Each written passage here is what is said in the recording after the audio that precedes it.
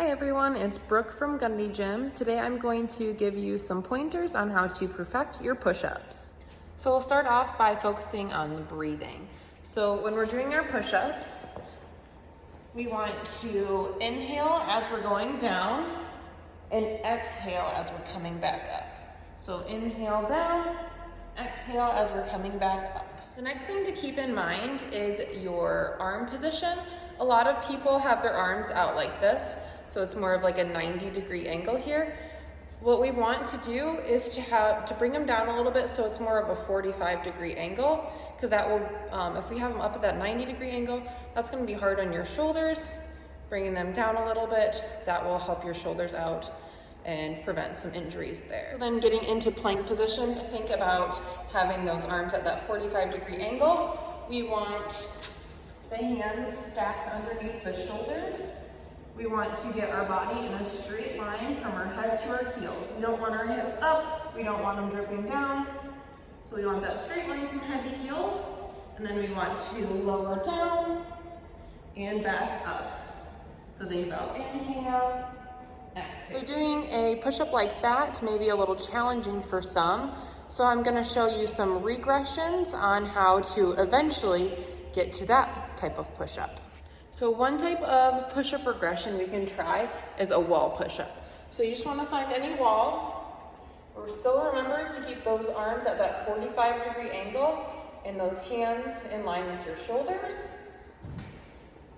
And then we want to go down as close to the wall as we can, keep that body in that straight line, and back up.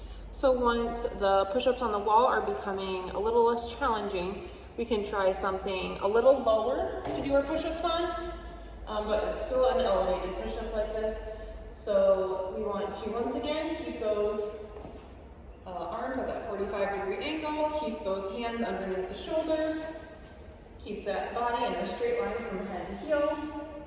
Go down until your chest almost touches that object and back up.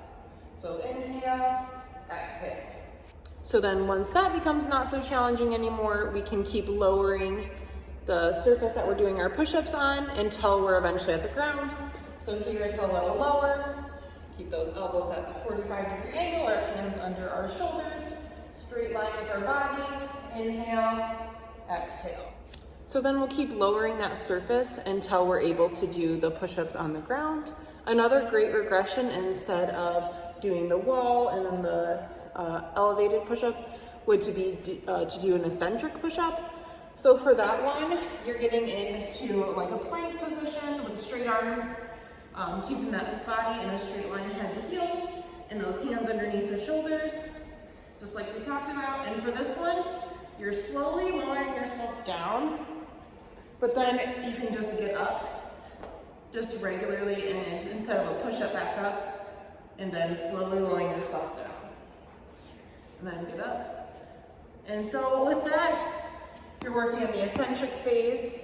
And so that's gonna help strengthen those muscles so you can eventually do a regular push-up.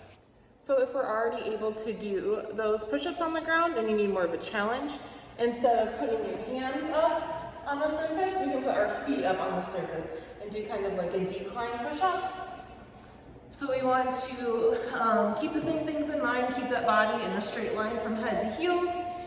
Keep those wrists underneath the shoulders, and then we're going down and back up.